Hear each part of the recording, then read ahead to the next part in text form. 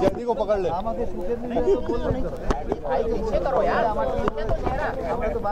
चलिए चलिए okay sir. अभी तक की जांच में क्या क्या सूचना मिली है, क्या क्या अभी तक बातें सामने? ये पश्चिम बंगाल में एक लड़की का मिसिंग पर्सन रजिस्टर्ड था। उसकी जांच जब पश्चिम बंगाल पुलिस ने की तो ये पाया कि उस लड़की का संबंध भोपाल के एक लड़के से था और फिर उसके इन्वेस्टिगेशन के दौरान भोपाल में उस लड़की की बॉडी रिकवर की भोपाल पुलिस और पश्चिम बंगाल पुलिस ने।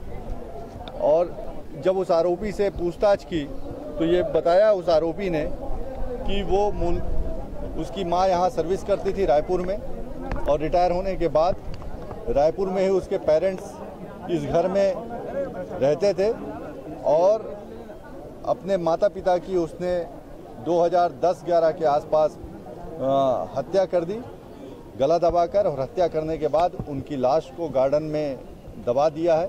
ऐसा उसने भोपाल में अपने मेमोरेंडम में बताया था।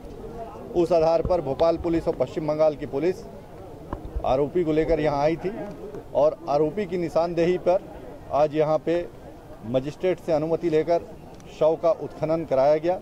उत्खनन में डेड बॉडी बरामद हुई है। रायपुर पुलिस ने विधिवत उस पर मर्ग कायम किया है और मर्ग कायम करने के बाद इस पे हत्या का अपराध पंजीबद्ध कर, चूँकि आरोपी अभी माननीय न्यायालय की ट्रांजिट रिमांड में कस्टडी में है, तो माननीय न्यायालय से अनुमति लेकर विधिवत इसका डीएनए टेस्ट कराना और डेड बॉडी का डीएनए इस आरोपी के साथ मिलवाना और उसके साथ ही आरोपी की गिरफ्तारी करना, ये आगे का इन्वेस्टिगेशन का जो पार्ट है वो रायपुर पुलिस अपराध पंजीबद्ध कर करेगी।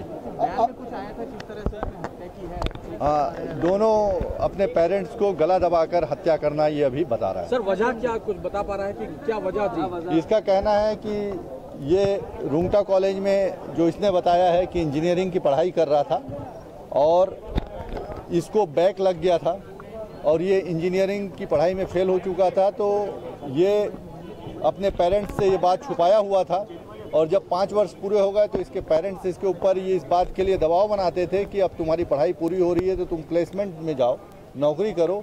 और चूंकि ये परीक्षा पास नहीं कर पाया था तो इसके मन में ये था कि मैं परीक्षा पास नहीं किया हूँ, इंजीनियर बना नहीं हूँ, तो घर वालों को इस बात को छुपाया हुआ था और घर वालों का नौकरी के लिए दबाव था।